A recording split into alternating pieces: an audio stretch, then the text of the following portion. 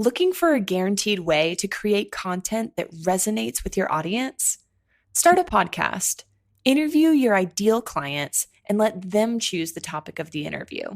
Because if your ideal clients care about the topic, there's a good chance the rest of your audience will care about it too. Learn more at sweetfishmedia.com. You're listening to B2B Growth, a daily podcast for B2B leaders.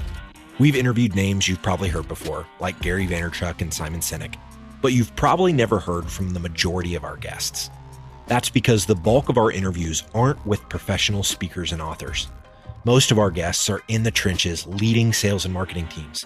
They're implementing strategy, they're experimenting with tactics, they're building the fastest growing B2B companies in the world. My name is James Carberry. I'm the founder of Sweetfish Media, a podcast agency for B2B brands, and I'm also one of the co-hosts of this show. When we're not interviewing sales and marketing leaders, you'll hear stories from behind the scenes of our own business.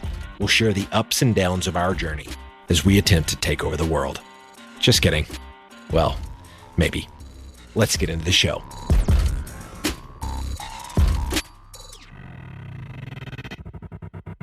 Welcome back to the B2B Growth Show. I'm your host for today's episode, Logan Lyles, Director of Partnerships here at Sweetfish Media. I'm joined today by Moira Akker. She is the Global Demand Generation Manager at Trimble. Moira, how are you doing today? I'm great, Logan. How are you? I'm doing fantastic. Moira, thank you so much for joining us on the show today. Great to interview someone on the show here right in my neck of the woods in Colorado. And I saw your LinkedIn article a while back on implementing Agile methodology in your marketing team. And I just thought this would be great for our listeners. So I'm really excited to have you break down your 5 specific ways to implement Agile within your marketing team today. But before we do that, I would love for you to share with listeners a little bit about your background and what the team at Trimble is up to these days. Sure. Yeah. And thanks again. I'm excited to be here and to be on your show today. So my background really, I've probably about 8 years into B2B marketing in a variety of different industries and niche areas, often on really small marketing teams, small budgets. And, I've been kind of the wearer of all hats, as marketers commonly like to say. So over the years, I've done a lot of in-house marketing, really specializing in content marketing and figuring out how to get kind of our biggest bang for our buck through inbound marketing. Then I moved to an agency side for a bit as a content writer and content strategist for an agency, and then recently came back to in-house to work for Trimble, which was a nice change from these more startup growth phase teams to a very large public company. Trimble's a 1978 Silicon Valley startup in global positioning technology.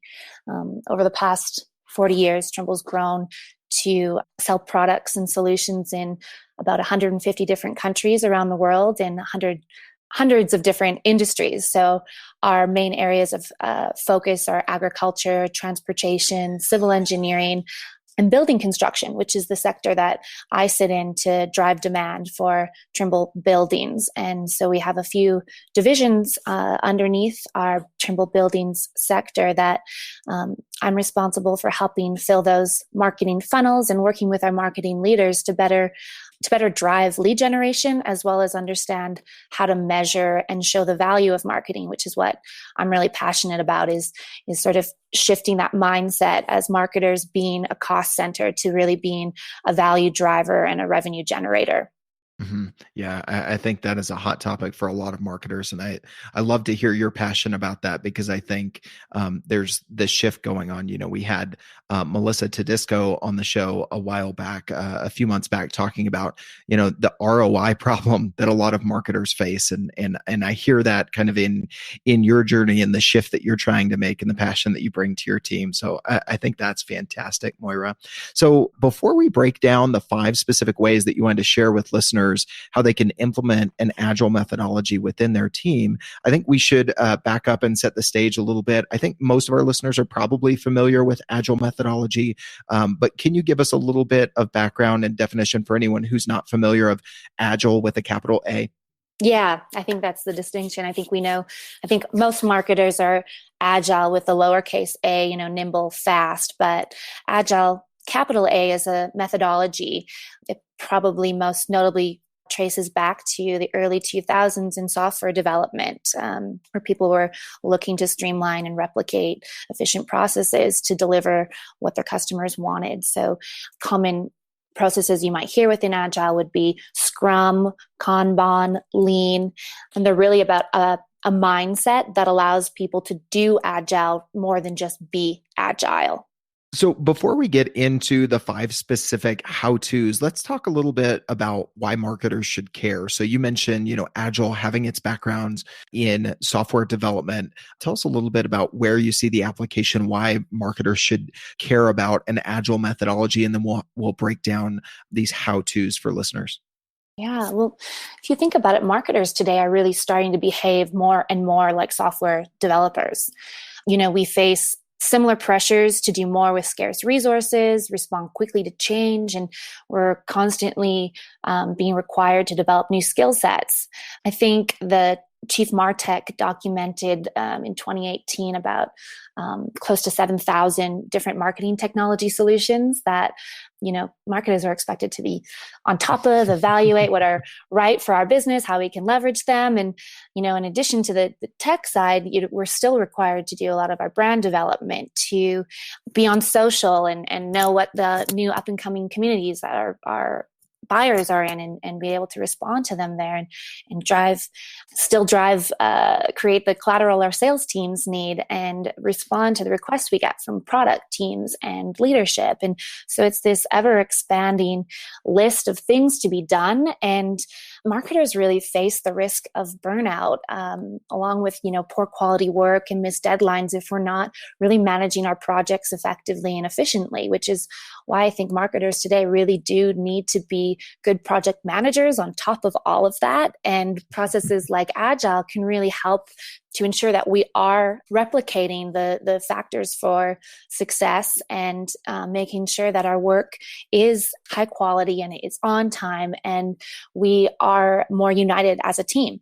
Mm-hmm. Yeah, I think you make a great point there. Like adopting an Agile methodology may feel like something else to add to an already full plate, but it's something that can help with attacking that ever-growing list of demands, as you put it, Moira. So I think that's a great breakdown of why this is important and where marketers can apply it to make themselves more efficient, as well as be able to tackle their projects quicker and with greater quality as they develop repeatable processes. So let's jump right in from there to your 5 specific ways. And the first one I know you wanted to talk about, Moira, is daily or weekly standups. Tell us a little bit about this. Sure. So the standups are a practice, I think, used by Scrum, Kanban teams, Scrumban teams alike. And this can be a daily or a weekly practice. It's about 15 minutes where you gather your teams together and you have to stand during the duration, so that this isn't meant to be a long meeting. It's meant to have everyone standing, to keep it short, to keep it quick, to make sure that you're giving an update to everyone on the team. You'll typically answer 3 questions. What you did since last meeting, what you'll do before the next meeting, and what's standing in your way. And so this is like a quick status update. So depending on the size of your team, you might have everyone quickly report out an answer to those 3 questions, or you might have a representative for maybe a group of within your marketing team answer out on those. And the nice thing is everyone sort of leaves with a short-term plan and understanding where priorities are and what needs to get done before the next stand-up. Yeah, I love that. All right. The second one is creating a backlog and focusing on task prioritization. As you mentioned, a lot of marketers are facing a long to-do list. So I can see how prioritization can be important for a lot of folks. Tell us a little bit about where Agile fits in to this part of the equation. Yeah, so the backlog I think it's a nice way to get your team all on board with a prioritization. I think a lot of individuals are good at prioritizing their work, but how do you look at as a team where the most important work and the most efficient work to be done, or how to organize that work? So we recommend every time you get a task, you put that into your backlog, and the start of the week, you take a look at what items not only are the most important, but are the most ready to be done. And I think that's an important distinction in a backlog, is that you're looking at your low hanging fruit. So if there's an item that's on your list to do, it's really important, but honestly, you still need a lot of fact finding and you still need information from other people before you can do it. That's going to sit lower down in your priority list. So your team can focus on moving, items from your backlog to your ready to do that are ready to be done. They're going to add the most value. They're going to help you eliminate anything that has dependencies by putting it on the back burner. Right. Yeah, we've actually implemented something similar at Sweetfish with Trello lists for different functional areas. And what I've loved about it is that, good ideas that we can't implement now don't get lost just because you can't implement them now, right? Like in a conversation, it's like, oh, that sounds like something good for the operations backlog, or that sounds something like something good for our customer experience backlog. And I think you bring up an interesting point there as well. I'm currently rereading The 7 Habits of Highly Effective People, and Covey talks about urgent and important in those 4 quadrants of tasks. But I think you add an interesting third piece to that, and that's the readiness to be done, because I think that in addition to how important and how urgent it is, how doable is that task should often come into play into what we tackle next. So I love what you're saying there as well. I think the other thing with the backlog is that it becomes sort of a single point of intake for requests. So especially if you're managing a team, it's very common for someone to walk up to one of your marketers and ask them to take on another task. And, it's hard for that individual to say no, whether they have deadlines or something. And it kind of takes the pressure off people on your team from saying no, and from your team in general to put that into the backlog and to make it known to everyone that marketing touches that this is our process and this is how we handle work. So you can work more effectively with others, as well as sort of handle those off the cusp requests that can drag people off task and add to those missed deadlines. Yeah. I mean, there's an efficiency impact of those sorts of things, but there's also an interpersonal impact, right? I've heard of marketers saying the CMO needs to be the CM no. They need to say no to all these harebrained ideas that other functions are coming and requesting, but that doesn't lead to a good interaction between sales and marketing, or marketing and other departments. This allows those other functions to be heard, but keep your team on task. And I love that balance there, because I think both are important. And as usual, usually the best way is found in some sort of middle ground, which I think this backlog seems to address a little bit. Tell us a little bit about the third point that you wanted to cover, Moira, in a visual task board. So Logan, you already mentioned that with mentioning the use of Trello. So Trello and Asana boards are visual workflows and visual task boards that allow you to visually see all the tasks that you need to do and where things are as they move through the different steps to completion. So this is a core principle of Kanban. And so to create one of these visual boards, you first need to understand your workflow and what steps are needed throughout the different roles in your marketing team to most efficiently move work items from creation to completion. So if you look at how you set up something like a Trello board or an Asana board, so each column on your board represents a different step in your workflow. And so your owner of that task is responsible for moving the task from one column to another. And if they need to, they can reassign it in another column. But it's a really nice way to keep everyone on board or on the same page about where things are in the workflow, and keep people accountable within those columns, as well as not miss any important pieces and really unite everyone on the team throughout this workflow. Mm-hmm. Absolutely. So the fourth thing I know you wanted to touch on are this idea of short-term projects. I've heard of development sprints in the past. Tell us a little bit about where you feel that marketing teams could take this idea of sprints and apply it to their roles. Yeah, so sprints come from Scrum, which is traditionally 2-week sprints where the team gets together and chooses what they're going to work on for the upcoming sprint.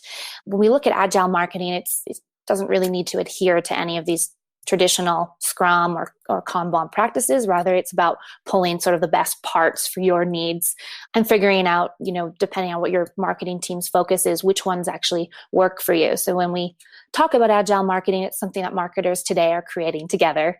So the idea that came from Scrum about these short-term projects is really about iterative work and making sure that we're not investing in these long, 6-month campaigns that really take us 6 months to figure out if it's a success or a failure. Mm-hmm. But instead, we're checking in throughout these short-term intervals to see what's working, what's not, if things are still on track with the goal, and getting feedback within that. So your sprints might be a week long, they might be 2 weeks, but the idea here is that you're dividing your work into short-term components to look for low-risk ways to test ideas and then iterate and improve.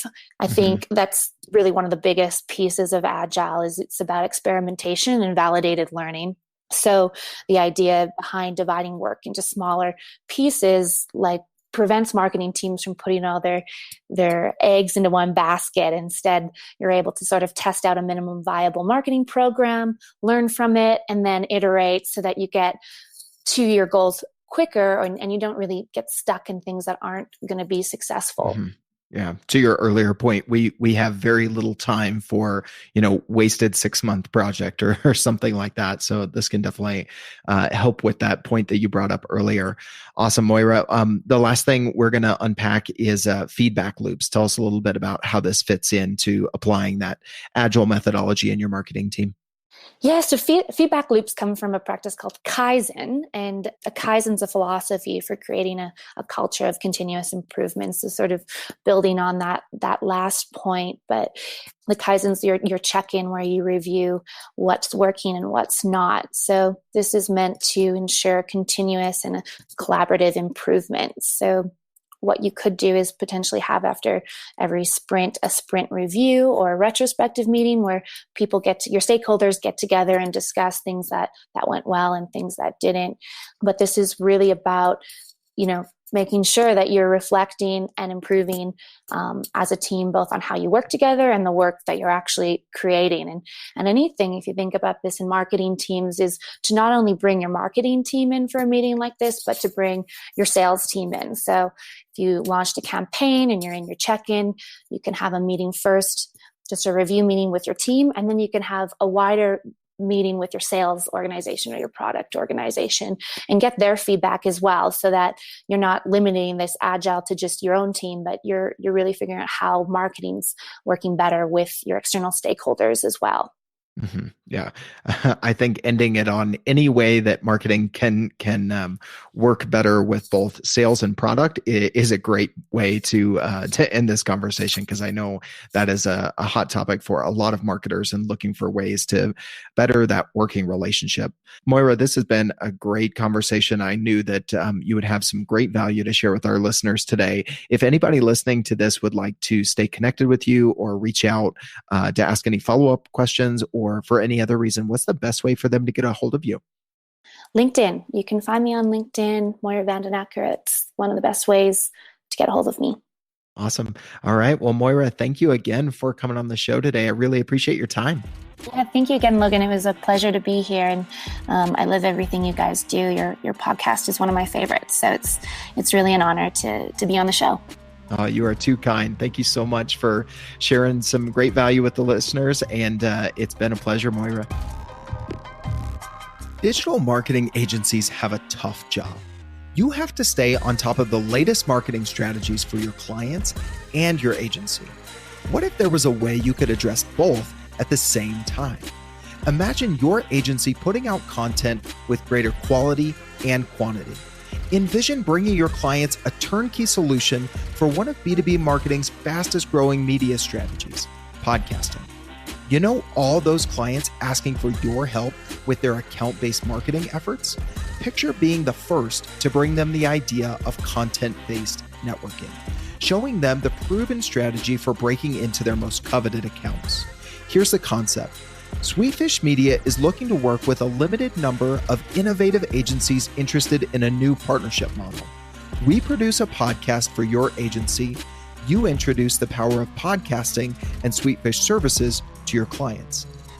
everybody wins. Learn more at sweetfishpartners.com.